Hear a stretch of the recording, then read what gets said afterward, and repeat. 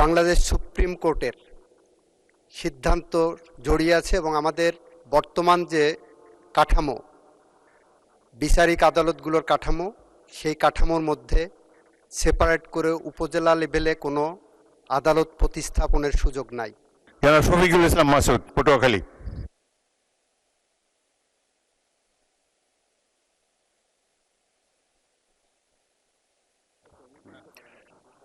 মাননীয় স্পিকার, আপনাকে ধন্যবাদ। মাননীয় মন্ত্রীর কাছে আমার প্রশ্ন হচ্ছে, আমার দক্ষিণ অঞ্চল পটুয়াখালী জেলা থেকে আমার সংসদীয় আসন 112 বাউফল 2, সেখানে প্রায় 5 লক্ষ মানুষের বসবাস। আমি সেই বাউফল থেকে আজ বাউফলবাসীর পক্ষ থেকে ধন্যবাদ জানাচ্ছি যে কথা বলার সুযোগ করে দিয়েছে।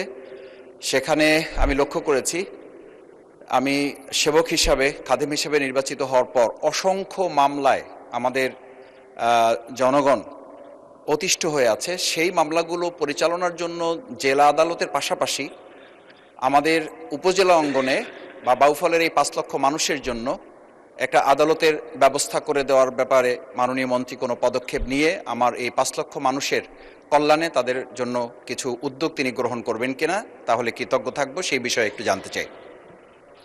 মাননীয় মন্ত্রী। মাননীয় স্পিকার, আপনাকে ধন্যবাদ।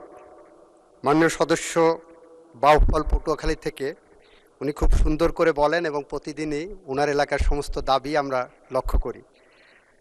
এর সাথে বাংলাদেশ সুপ্রিম কোর্টের সিদ্ধান্ত জড়িয়ে আছে এবং আমাদের বর্তমান যে কাঠামো, বিচারিক আদালতগুলোর কাঠামো, সেই কাঠামোর মধ্যে সেপারেট করে উপজেলা লেভেলে কোনো আদালত প্রতিস্থাপনের সুযোগ নাই। চৌকি আদালতগুলো আছে, সেটা এখনও আমরা রেখে দিয়েছি। যদি ভবিষ্যতে সময়ের প্রয়োজনে সুপ্রিম কোর্ট মনে করেন বা আমরা আলোচনা করব যে আমাদের উপজেলা লেভেল পর্যন্ত আবার আদালত নিয়ে যাওয়ার সুযোগ আছে, সেখানেও একটা আইনি প্রশ্ন আছে এবং এটা জাতীয় সনদে আছে। জাতীয় সনদ যখন আমরা বাস্তবায়নের দিকে আগাবো, সাংবিধানিক সংশোধনের মাধ্যমে সেখানে এই আলোচনাগুলো করে আমরা যথাযথ ব্যবস্থা নেব। ধন্যবাদ আপনাকে।